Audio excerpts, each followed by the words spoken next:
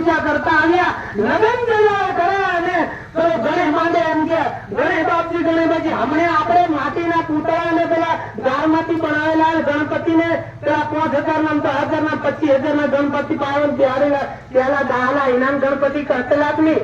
પેલો બાપે પણ દેવની વાત કરે, કોઈ વાઘની વાત કરે, ગામમાં દેવ બેહાડેલા એની વાત કરે, પછી પેલો પાડો હોય કે દેવ આવે ગણેશ બાપજી આવી ગયો, જો એનું ખોટું બોલે ને છતાં અને જો માનવનું સુને ને તો તમારું બગાડી જાય. હા, એટલે પહેલાના લોકો ગણેશ બાપજી કેટલા એક શ્રદ્ધાનો વિષય છે, પોતે નક્કી કરે કે મારું આટલું કામ થઈ જ જવું છે, એ કામ થઈ જાય. એટલે શ્રદ્ધા ને વિશ્વાસથી આ પ્રકૃતિને એક દેવ તરીકે માને, મહાદેવ તરીકે, બાબાદેવ તરીકે, રાજસ્થાન વાળા રામદેવ ને બાબાદેવ, આપણા વાળા ચેલાવાળા ને તેલબાજુ વાળા શંકર ભગવાન ને, આ એક ઘાતી વાત છે. પણ એની પહેલાના માણસો આદિવાસીઓ હતા એ બાબાદેવ કોને માનતેલા? એક ગણતરી કરે, એક લક્ષ્ય કરે કે મારું આટલું કામ થઈ, આ કામ થઈ ગયું, ગણેશ બાપજી એમ કરી હે બાબાદેવ મન પૂછે ગાડું એટલું ખાને છૂટું બને તું હાથો છે એમ કરી એ નાને સાવતી ફોડે. એટલે આ જે ગણપતિ દાદા તો તમને મેં એમ કહું છું કે આ આદિવાસી એ છે ને મૂળ છે. કઈ રીતે મૂળ? આપણે હવાની વાત કરી તો આ રોટલો આપણને કોણ પૂરો પડે? આદિવાસી પ્રજા. જો આદિવાસી પ્રજા નહીં હોય, જંગલ નહીં હોય, જમીન નહીં હોય તો વૈજ્ઞાનિકો છે બજારમાં એને આ હવા કોણ પૂરી પડે? આ રોટલા કોણ પૂરા કરશે? આ બાગડી કે આ માણસો કમાઈને પૂરું કરે, એ રૂપિયા કમાય છે પણ રૂપિયા ખાઈને જીવવાના નથી.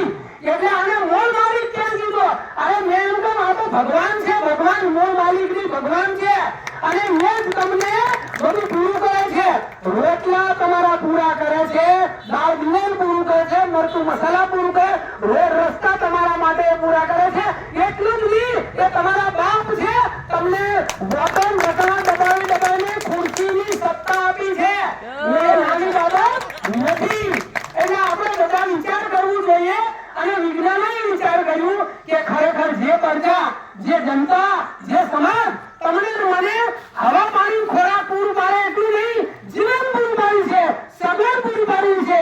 અને જે રસ્તા પર ફોર વ્હીલર દોડે છે, જે આસમાનમાં એરોપ્લેન દોડે છે, એ પર્યાવરણ સારું કોણ રાખી શકે? આદિવાસી સમાજ, જંગલ વિસ્તારમાં માણસો નહીં હોય તો આ પ્રકૃતિ નહીં હોય તો જીવન નહીં હોય. એટલા માટે એમને કીધું છે કે આ મૂળ માલિક છે અને એ આદિવાસી પ્રજાને જો આ લોકો હક નહીં આપે, એનું જીવન જીવવા માટે કોઈ આધાર નહીં આપે, જો પ્રજા મરી જશે અને એ પ્રજા આને બધી પ્રકૃતિને નહીં ખીલે, પ્રકૃતિને જાળવે નહીં તો આપણે શું કરશું? કોરોના જેવો કોરોનાનો ભાગીને કઈ જઈશું? હવાની મળે તો દવાખાના બોટલની મળશે તો શું કરીશું? આ ડોક્ટર સાહેબ આ ફેક્ટરી નહીં, ગેસ ઓક્સિજન બોટલ બનાવવાની.